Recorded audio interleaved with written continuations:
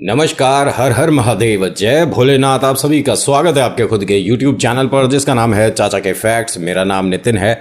मैं यहाँ से फैक्ट्स, ईश्वर से जुड़े चमत्कार, रोचक पौराणिक कथाएं और तीसरी शक्ति के प्रकोप के बारे में बात करता हूँ। कहानी के माध्यम से समझाता बताता हूँ। और अगर आपके पास भी कोई कहानी है, कोई ऐसा अनुभव जिसे लोग ये कहते हैं कि नहीं ऐसा नहीं हो सकता, या ये तेरे मन का वहम है, ये कैसी बातें कर रहा है, ऐसा कैसे हो सकता है, तो आप हमें भेजो। मैं 100% हर कहानी पर भरोसा करके ही अपलोड करता हूँ। जो आप कह रहे हो, मैं मानता हूँ कि आपके साथ ऐसा हुआ था और ऐसा हुआ होगा। और ये वास्तव में एक डिबेट का बहुत बड़ा एक कारण हो सकता है कि भूत प्रेत आत्माएं होती हैं, नहीं होती, या ईश्वर एग्जिस्ट करते हैं, ईश्वर होते हैं या नहीं होते। तो ये तो उन लोगों को मैं बस एक बात बोलूँगा कि अगर आप मानते हो तो ठीक, नहीं मानते तो मत मानो। ठीक है, कोई जोर जबरदस्ती तो है नहीं, अब इसमें कर थोड़ ना सकते हैं। ये जो मैं आज आपको कहानी सुनाने वाला हूं, ये निधि वन का एक ऐसा सच है, एक ऐसी सच्ची घटना है जो आपको पता होना चाहिए, क्योंकि आपके मन में ये निधि वन को लेकर बहुत सारे सवाल हैं। ठीक है, इस कहानी के माध्यम से हो सकता है कि मैं उन सवालों में से कुछ के जवाब आप तक ले आऊंगा। और हाँ, कहानी आपको पसंद आती है तो आपको क्या करना है, लाइक करना है, शेयर करना है, और पहली बार आए हैं तो सब्सक्राइब जरूर जरूर जरूर करिए। जब तक आप सब्सक्राइब नहीं करते तब तक ऐसा लगता है जैसे हमारी कोई मेहनत अधूरी रह गई, और लाइक कर देते हो तो आनंद ही आ जाता है। तो अभी फिलहाल चैनल का इंट्रो, फिर उसके बाद आकर शुरू करता हूं। एक कमाल की कहानी है, पूरी सुनिएगा और ध्यान से सुनिएगा। जय भोलेनाथ।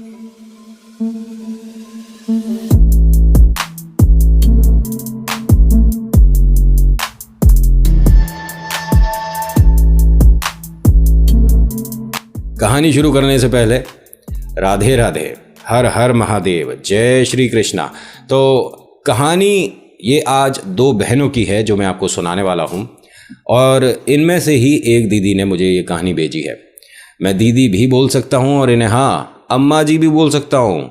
सच में इन्होंने मुझे जिस तरह से कहानी सुनाई, समझाई, बताई, मेरे मन में ये आया क्या मैं इनकी ये कहानी जो इन्होंने मुझे बताई है अच्छे से समझा पाऊंगा। क्योंकि जब इनकी कहानी मैंने सुनी थी, मेरी आंखों में आंसू आ गए थे। ईश्वर पर आस्था आपको वो सब दिखा सकती है जो आपने कभी कल्पना भी नहीं करी थी। कहानी अंजू और गुंजन की है। अंजू है छोटी बिटिया और गुंजन है बड़ी बिटिया। अंजू और गुंजन जो हैं ये हमेशा अपने माता पिता की लाडली रही हैं। ये रहने वाली दिल्ली की हैं। ठीक है, और इन्होंने शुरुआत में ही एक चीज़ महसूस करनी शुरू कर दी, तकरीबन जब ये 8 या 9 साल की थी, कि हमारे पास हमारा सबसे प्यारा खिलौना, शब्द को ज़रा वो मत सोचिएगा कि अरे इसने ऐसा कह दिया, शब्द की भावनाएं समझिएगा। ठीक है, कि हमारे पास दुनिया का सबसे अच्छा खिलौना जो हमारे पूरी ज़िंदगी हमारे पास रहेगा, सबसे प्यारा, अनमोल, जो बहुत हमारे दोस्तों के पास है, हमारे पास नहीं है। भाई, हमारे पास हमारा भाई नहीं है।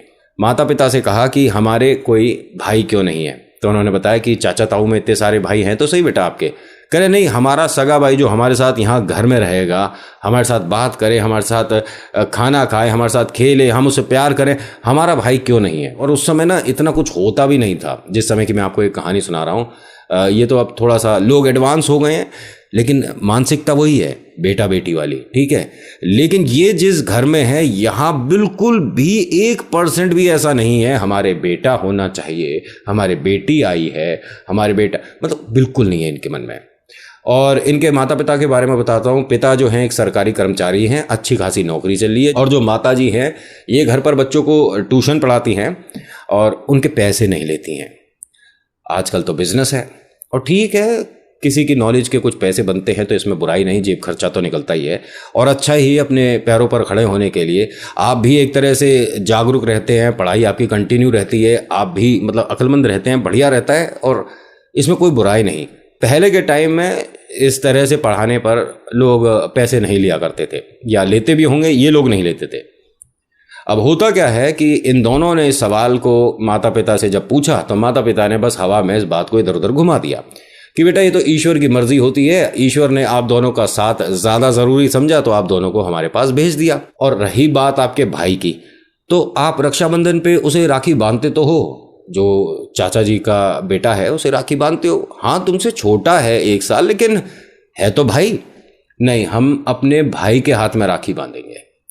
हमें नहीं पता, ये जो परिवार है ये कन्हैया का बहुत बड़ा भक्त है, ठीक है। मतलब कन्हैया से ही इनकी सुबह दोपहर शाम रात होती है। और अगर कन्हैया को कुछ नहीं बताया, बाल गोपाल को नहीं बताया, लड्डू गोपाल की पूजा नहीं करी तो इनको रोटी हजम नहीं होती है, साफ सीधे शब्द हैं। और इतना ज़्यादा प्यार करते हैं कि बस।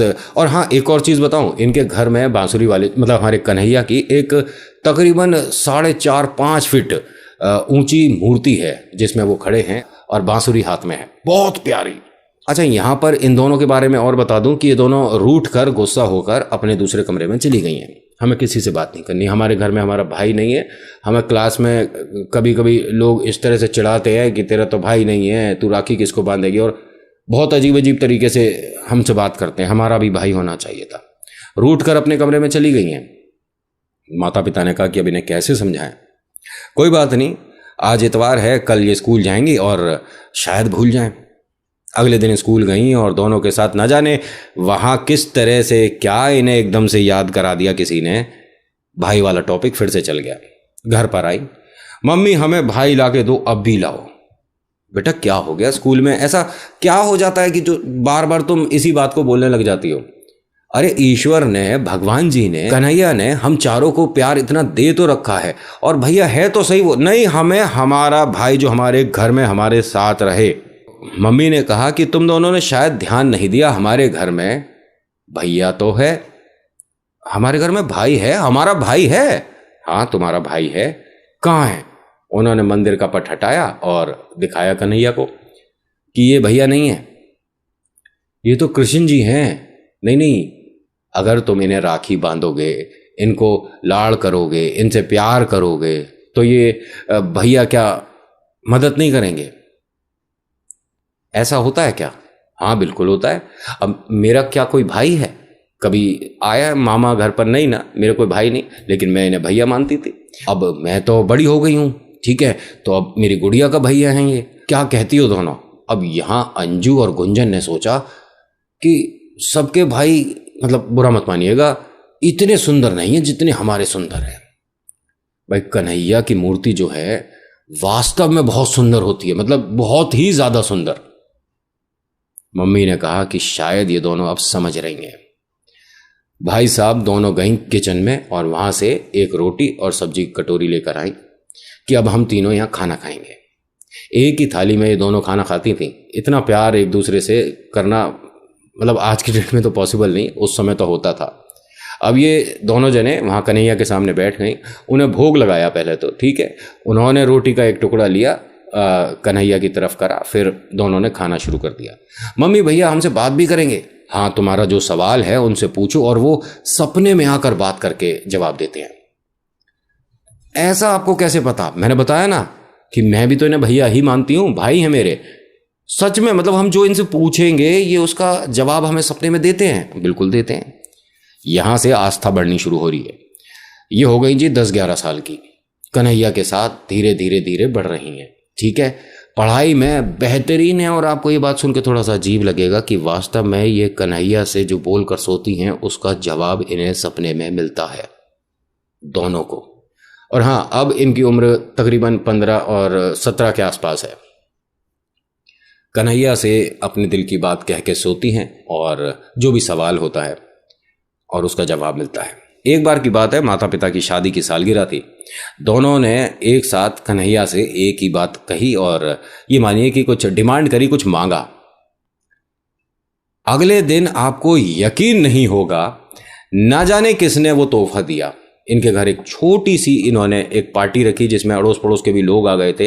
भाई घर पे कुछ सब्जी बन गई, मटर पनीर बन गया, छोले भटूरे और थोड़ा सा सूजी का हलवा वगैरह बन गया। भाई मिडिल क्लास फैमिली की यही एक पार्टी होती है। वो बड़े लोगों का हिसाब किताब है कि रेस्टोरेंट बुक हो रहे हैं, बड़े बड़े मॉल में मतलब पार्टी सेलिब्रेट हो, वो खैर छोड़ो। दिल से आपने किसी को एक चम्मच सूजी का हलवा भी खिला दिया तो वो पार्टी हो गई। खैर अब होता क्या है कि इनके घर में काफ़ी लोग आए हैं और इन्होंने जो माता पिता के लिए मांगा था, इन्होंने इस तरह से कहा था कि हम दोनों सक्षम हों कुछ पैसे जोड़कर वो ले पाएं। माँ के लिए एक साड़ी थी और पिता के लिए एक सफारी सूट देखा था, लेकिन इनकी गुंजाइश नहीं थी, उतने पैसे इन दोनों के पास जमा नहीं थे। तो इन्होंने कन्हैया से बस ये कहा था कि बस हमें वो लेना है। आपको सच में मैं दोबारा बोल देता हूं कि हो सकता है कि ये मजाक लगे कि बनाई हुई कहानी है, ठीक है। माँ के लिए वो साड़ी भी आई है और पिता के लिए सफारी सूट भी आया है। उस पर कोई भी टैग नहीं था कि किसने भेंट करी है। इतने लोग आए थे, अब इसमें से कौन है जो कि इतनी बढ़िया इतनी महंगी साड़ी मुझे तोहफे में दे गया और आपके लिए सफारी सूट। बहुत सोचा इन्होंने, बहुत सोचा, लेकिन पता नहीं चला। अब यहाँ ये दोनों तो थोड़े कंफ्यूज हैं कि ये तोहफा दिया किसने, और ये दोनों बहनें इसलिए कंफ्यूज हैं कि कन्हैया घर में आकर चले गए और हमें पता नहीं चला। इन दोनों की आंखों में आंसू देखकर माता पिता ने कहा कि बेटा रो क्यों रहे हो, हुआ क्या है। अब ये कैसे बताएं कि इन्होंने ये कन्हैया से मांगा था, इसका मतलब कन्हैया घर में आए थे। नहीं पापा कुछ नहीं। नहीं बेटा बताओ तो सही। तो जो छोटी वाली बहन है उसने कह दिया कि हम जो कन्हैया से कहते हैं ना पापा, हमें उसका जवाब मिलता है। उन्होंने कहा अच्छी बात है और ये गलत नहीं इसमें, और ये आपका विश्वास ही आपको भगवान तक, भगवान के करीब तक लाता है। भगवान आज हमारे घर में आए थे पापा। मैं समझा नहीं, मतलब दीदी आप बताओ। हाँ पापा, सच में भगवान हमारे घर में आए थे, आप दोनों को तोहफा दिया है। भगवान हमारे घर में आए थे, तुम दोनों पता है क्या बोल रही हो, कब आए थे भगवान और किसने कहा तुम्हें। बेटा आस्था अच्छी है कि आप रखते हैं कन्हैया के साथ, लेकिन ये कुछ ज़्यादा नहीं हो रहा है, आप क्या बोल रहे हो। अंधविश्वास हो जाता है बेटा ये। नहीं अंधविश्वास नहीं है, मैं आपको साफ बताती हूँ कि माँ के लिए ये साड़ी और आपके लिए सफारी सूट हमने 2 दिन पहले देखा था। हमारे पास जो पैसे जमा थे वो कम थे। हमने कन्हैया से एक अर्जी लगाई थी कि हम इस लायक हों, हम पे कुछ पैसे जमा हो, हम ये चीज़ आपको दोनों को देना चाहते थे। हाँ 10-15 दिन बाद देते, लेकिन कहीं ना कहीं हमारे मन में ये था और ये आज आपके पास है, तो कन्हैया ही तो लाए। अब माता पिता ने उन दोनों को गले लगाया और कहा कि ठीक है, धन्यवाद तुम दोनों का और धन्यवाद तुम्हारे भैया का भी। खुश इन दोनों ने अपने आंसू पहुंचे और माँ ने भी कहा कि ये बेटा आस्था है। और वास्तव में आपको एक बात बताऊं, ये कन्हैया नहीं आए होंगे, किसी रिश्तेदार ने हो सकता है हमें दिया हो, और ये बात तुम्हें ऐसा लग रही हो कि मैंने उनसे कहा था और मेरी पूरी हुई, तो फिर भी कन्हैया ने ही ये भेंट करा है। उनको कैसे पता कि हमें यही साड़ी चाहिए थी जो भी हमारे रिश्तेदार लाए, कैसे पता हमें यही सफारी सूट पसंद आया था पापा के लिए, कैसे, और उसी दुकान का लग रहा है ये। बेटा हो जाता है कभी कभी, ये इत्तेफाक है, आप मत मानो, लेकिन हमारा कन्हैया हमारी बात सुनता है और ये बात अब हम 100% बोल सकते हैं। चलो ठीक है, आस्था बढ़ रही है। अच्छा मैं एक सवाल पूछूं आपसे, वीडियो कैसी लग रही है। अगर अच्छी लग रही है तो अभी तक लाइक क्यों नहीं किया, और बहुत ज़्यादा पसंद आ रही है तो शेयर क्यों नहीं किया, और पहली बार आए हो और पसंद आ रही है कहानी तो सब्सक्राइब कब करोगे। सब्सक्राइब कर दीजिए, और सब्सक्राइब करने से जब ये परिवार बढ़ेगा तो ये कहानी मैं और लोगों तक भी ला सकता हूँ जो मैं यहाँ सुनाता हूँ। कहानी पर आ जाता हूँ। अब होता क्या है कि माता पिता ने इनकी आस्था को देखकर इनके माथे पर हाथ फेरा और कहा कि बिटिया इस तरह का विश्वास कन्हैया के साथ बनाए रखना, क्योंकि कन्हैया पूरी जिंदगी तुम्हारा हाथ तुम्हारा साथ नहीं छोड़ेंगे और तुम पर कभी भी परेशानी विपदा समस्या नहीं आएगी। ईश्वर पर आस्था बहुत जरूरी है। बोलो राधे राधे। अब होता क्या है कि एक दिन की बात है, चारों सुबह दर्शन करने के लिए मंदिर गए थे। इनके घर के पास ही था वो मंदिर। अब जब मंदिर से दर्शन करके बाहर आना था तभी वहां पिताजी का कोई मित्र मिल गया, वो उनसे बात करने लग गए। तो दोनों बहनें वापस गई मंदिर और पंडित जी से किया सवाल, पंडित जी ये जो भगवान जी हैं ये दिखते हैं। नहीं बेटा मैं समझा नहीं। नहीं ये जो भगवान जी हैं सामने, जैसे हमारे भैया हैं। आपका भाई कौन है बेटा, कहाँ है। हमारे घर पर है, वो हमारे साथ ही रहता है। और कृष्ण जी कन्हैया जो है वो हमारे भाई हैं। अच्छा कान्हा आपके भैया हैं, बहुत बढ़िया। तो क्या सवाल है बेटा। जैसे लड्डू गोपाल हैं और ये दिखते हैं। कन्हैया दिखते हैं। हाँ बेटा दिखते हैं। क्या कह रहे हो आप? कहाँ दिखते हैं? हमने घर पर इन्हें कभी देखा नहीं है। क्या कोई मंदिर ऐसा है जहां पर ये दिखते हैं? हाँ बिल्कुल है। कहाँ पर है? लेकिन बेटा वहां आप देख नहीं सकते। नहीं मतलब आप कह रहे हो दिखते हैं, हाँ ये यकीनन कह सकता हूं कि वहां दिखते हैं। और बहुत बहुत सारे लोग हैं जो कि ये मान चुके हैं। ये मानो कि हर कोई मानता है। तो मैं और तुम तो बात क्या।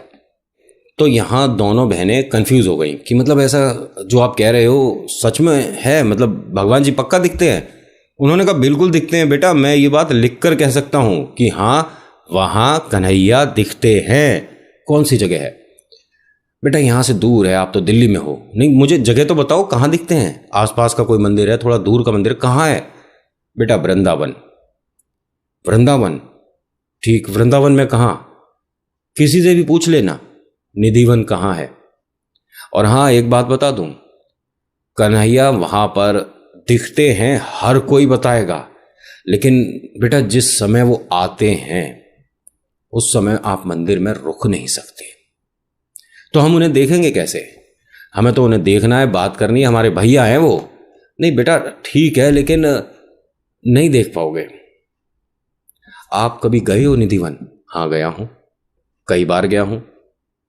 तो आपने कभी कोशिश नहीं करी उन्हें देखने की? बेटा आप जो सवाल कर रहे हो ये बहुत लोगों के मन में आया है। और हाँ निधिवन एक ऐसा रहस्य है जिसके बारे में जितना जानते चले जाओगे उतना ये आपको लगेगा कि अभी तो मुझे इसके बारे में कुछ पता ही नहीं था। निधिवन के बारे में बेटा पहले थोड़ा सा पता कर लेना, और जब बड़े हो जाओ तो एक बार घुमाना वृंदावन। उन्होंने कहा नहीं मुझे तो कन्हैया से अभी मिलना है। अभी जा सकते हैं क्या वृंदावन? बेटा यहाँ इतनी पास नहीं है वृंदावन। पापा से बोलो आप थोड़ा सा किसी दिन जाने का प्लान बने तो वृंदावन हो आना। अब वो गई, पापा से कहती है कि पापा मुझे ना आपसे एक बात कहनी है। पापा ने कहा अरे मैं तुम्हें पहले एक बात बता दूं, दोनों जने तैयार हो जाना। और हाँ तुम्हें तो पता ही है, तुम्हारे सामने बात हो रही थी, आपको ध्यान है ये अपने मित्र से बात करने के लिए यहाँ रुक गए थे। हाँ उन्होंने कहा कि पापा पहले हमारी बात तो सुन लो। उन्होंने कहा नहीं बेटा ऐसा है कि एक हफ्ते बाद ना हमारे को ये जो चाचा भी आए थे ना, इनकी गुड़िया की शादी है, मतलब इनकी बेटी की शादी है, तो हम सबको वृंदावन जाना है। अब इन दोनों बहनों ने एक दूसरे को देखा कि ये क्या हुआ। जो हम कहना चाह रहे थे कि किसी तरह से हम वृंदावन जाएं, निधिवन घूम कर आएंगे, पापा खुद लेकर जा रहे। और ये पापा नहीं, ये तो भैया ने प्लान बनाया। इसका मतलब कन्हैया खुद चाह रहे हैं कि ये दोनों वहां आए। क्या बात है, बोलो राधे राधे। अब बात बताने के बाद पिताजी ने कहा कि हाँ अब तुम दोनों बताओ क्या कह रहे थे। नहीं पापा कुछ नहीं। अरे अभी तुम दोनों कुछ बात बोलने चाह रहे थे ना, कि कुछ बताना था, मुझे बताओ। नहीं नहीं पापा कुछ नहीं। शादी में कब जाना है? बेटा एक हफ्ते बाद। दोनों बहुत खुश हैं, कभी इतनी खुशी इनके चेहरे पर देखी नहीं शादी में जाने के लिए। अब माता पिता ने कहा कि हमारी ये गुड़िया समझ के बाहर हैं, दोनों शादी में जा रहे हैं, वो भी उसकी जिसको ये लोग जानते नहीं। वहां बच्चे मिलेंगे नहीं मिलेंगे खेलने के लिए, इनके उम्र के पता नहीं, फिर भी खुश हैं दोनों।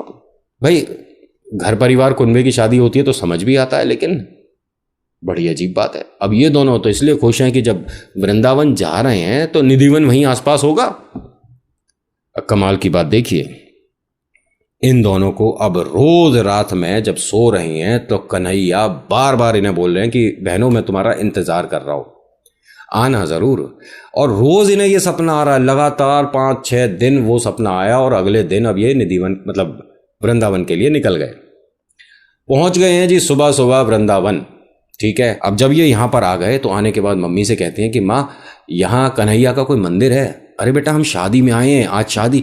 अच्छा ठीक है शादी, लेकिन कोई तो होगा यहाँ पे कृष्ण जी का मंदिर, हम होकर आते हैं, एक बार भैया से मिलकर आएंगे। तो उन्होंने कहा लेकिन ठीक टाइम पर वापस आ जाना, और मैं पूछ के बताती हूँ। उन्होंने पूछा तो किसी ने ये कह दिया कि यहाँ पास में ही निधिवन है। और जैसे ही सुना इन दोनों ने चेहरे पर खुशी देखने लायक, भाई साहब राधे राधे। अब इन दोनों ने तेजी से बोला कि ठीक है हमारे को वहां जाना है, हमें निधिवन जाना है। बेटा अभी दोपहर सी हो रही है, थोड़ी सी धूप जब छट जाएगी जब चले जाना। नहीं हम अभी जाएंगे, और आप बस हमें वहां तक छोड़ दो, हम वापस आ जाएंगे। बेटा नई जगह है, कैसे आओगे? अरे हम आ जाएंगे ना, हम इतने छोटे थोड़ी ना मम्मी, हम स्कूल से भी तो कितनी दूर से आते हैं अपने आप। उन्होंने कहा हाँ हाँ कोई दिक्कत नहीं है, बिटिया आ जाएगी, बिटिया थोड़े से पैसे ले जा साथ में और वहाँ से रिक्शा से आ जाना। आ जाओगी ना दोनों ठीक टाइम पे? हाँ हाँ बिल्कुल। अब भाई साहब इनको छोड़ा गया वहाँ तक, निधिवन तक आ गई हैं और जी खूब घूमा है, खूब घूमा इन दोनों ने, लेकिन कहीं कन्हैया नहीं दिख रहे। आपको भी पता है ऐसे नहीं दिखते। अब जी ये थोड़ी सी मायूस हो गई दोनों कि हमारे भैया ने हमें यहाँ तक बुलाया और हमसे मुलाकात नहीं करी। दोनों की आंखों में आंसू हैं। कन्हैया कन्हैया कहते कहते कब इनकी पलकें भारी हो गई और ये सो गई, इन्हें पता ही नहीं चला। एक तो सफ़र की थोड़ी सी थकान थी, बाकी भैया से मिलने का इतना मन था, लेकिन भैया नहीं मिले तो मन ये मानिए कि उदास था, शरीर थका हुआ था, आंखें भारी थीं और भीगी हुई थीं। कब आंख लग गई पता ही नहीं चला। एक अनाउंसमेंट सी सुनी तो दोनों जाग गई। जो भी यहाँ है अभी वन खाली कर दीजिए, मंदिर को अभी बढ़ाने का वक्त हुआ है, मतलब द्वार बंद हो रहे हैं, तो जो भी है यहाँ पर वो चला जाए। आपने सुना है जब आप गए हो कभी निधिवन गए हो? और यकीन मानिए जो निधिवन की वो जो दीवार है ना, मतलब अगर आप राइट साइड वाली देखो, पेड़ के बिल्कुल जस्ट पीछे वाली जहाँ सारे मकान हैं, ठीक है, वो भी अपनी खिड़कियाँ बंद कर लेते हैं। यह हकीकत है, खिड़कियाँ बंद हो जाती हैं, कोई से भी मकान की खिड़की खुली नहीं दिखेगी, सबकी बंद। और बहुत से लोगों ने तो वहाँ पे परमानेंटली दीवार से बंद करा दिया है, क्योंकि उसके बाद जो होता है, जो देख लेते हैं, और फिर भाई साहब मन में डर बैठ जाएगा अगर मैंने पूरी बात बता दी। अब होता क्या है कि इस अनाउंसमेंट के बाद भी ये दोनों यहाँ से उठ कर नहीं गई हैं, क्योंकि किसी ने ये बताया था जब मंदिर में ये घूम रही थी कि जब मंदिर के द्वार बंद हो जाते हैं और कोई नहीं होता मंदिर में तो कन्हैया आते हैं। और ये बहुत बड़े बड़े साइंटिस्ट भी रिसर्च करने आए थे, जो कि रिसर्च पूरी कर नहीं पाए। आस्था जरूरी है, वहम नहीं होना चाहिए। और अच्छा ऐसा होता है, ऐसा कहीं नहीं होता है, ऐसे वालों के साथ तो न जाने फिर कैसा कैसा होता है। ये दोनों तो आस्था के साथ आई थी एक बार बस कन्हैया को देखने के लिए। अब होता क्या है कि ये दोनों जो हैं एक तरह से छुप कर बैठ गई हैं। 12:30 के आसपास का वक्त है, झपकी भी आ रही है, मन में आस्था भी है और थोड़ा सा डर भी लग रहा है, क्योंकि लाइट वगैरह नहीं चल रही है और अंधेरा काफ़ी, और चारों तरफ पेड़ ही पेड़ हैं। और जब आप ऐसे पेड़ों के बीच में बैठे हो और रात इतनी हो रही हो, तो हल्की हल्की सी वो जो हवा चलती है ना, उससे जो आवाज़ आती है, उससे भी कभी कभी डर लगता है। 1-1:15 बजे की बात है भाई साहब, जो कि आंखों से इन्होंने देखा कि वो जो पेड़ हैं ये गोपियां बन रही हैं और हर किसी के सामने कन्हैया खड़े हैं, हर किसी के सामने। इन दोनों ने अपनी आंखें मली और अपने आप को ये मानिए कि एक तरह से जगाया कि ये हम क्या देख रहे हैं, ऐसा वास्तव में हम देख रहे हैं क्या कन्हैया है ये। अब इन्होंने थोड़ा सा और आगे जाकर देखा, छुप कर ही कोशिश कर रही हैं। तभी इन दोनों के नजदीक बहुत पास में इनको कोई हलचल सी महसूस हुई। दोनों ने कदमों की तरफ देखा तो बहुत सुंदर प्यारे सांवले किसी के कदम दिखे, पैर दिखे। इन दोनों ने जब पलट कर देखा तो कन्हैया वहां मुस्कुराते हुए दिखे और दोनों के सिर पर हाथ रखकर कहते हैं कि अरे यहां छुपी क्यों हो, मैं तुम्हारा बहुत इंतजार कर रहा था, कैसी हो मेरी बहनों। और ये दोनों बस रोए जा रही हैं, इनके पास बात करने के लिए कुछ नहीं। और यकीन मानिए कि रोंगटे खड़े हो गए थे इन्हें इस तरह से, मतलब कन्हैया को अपने पास देखकर। कितनी सारी बातें करनी थी, घर से आई थी, कन्हैया को बताना है, बात करनी है, भैया को गले लगाना है, और उनको सामने देखकर जमीन निकल गई पैरों के नीचे से। और तभी थोड़ी देर बाद पानी की छींटें लगी हैं इनके चेहरे पर। इन दोनों ने आंखें खोली, देखा तो सामने पिताजी हैं और सामने पंडित जी वगैरह हैं और कुछ लोग भी खड़े हैं, और कुछ जो शादी में जिनके ये लोग आए हुए थे वो लोग भी हैं। बिटिया तुम ठीक हो? हाँ बिल्कुल ठीक है। यहां कैसे? तभी एक पंडित जी आए और उन्होंने बात बताई कि ऐसा है कि यहां पर इनका भाई इन्हें छोड़ कर गया था, अब माता पिता भी वहीं पर हैं और वो शादी जिनके घर पर ये आए थे वो लोग भी वहां पर हैं। वो कहते लेकिन इसका कोई भाई, करे एक मिनट सुन तो लो जो मैं आपको कह रहा हूँ। एक सांवला सा इनसे थोड़ा सा लंबाई ऊंचाई में छोटा था, बड़ा प्यारा सा, काजल वगैरह लगा रखा था। वो इन दोनों का हाथ पकड़ कर लेकर आया था और यहाँ आश्रम में छोड़ कर चला गया और कहा था कि बता देना माता पिता को भी कि मैं छोड़ कर गया था, और जब भी ये मुझे याद करेंगी मैं आ जाऊँगा। मैं यहीं आसपास ही खेल रहा हूँ, मैं कहीं दूर नहीं हूँ इन दोनों से। आप पंडित जी क्या कह रहे हो, पता है आपको?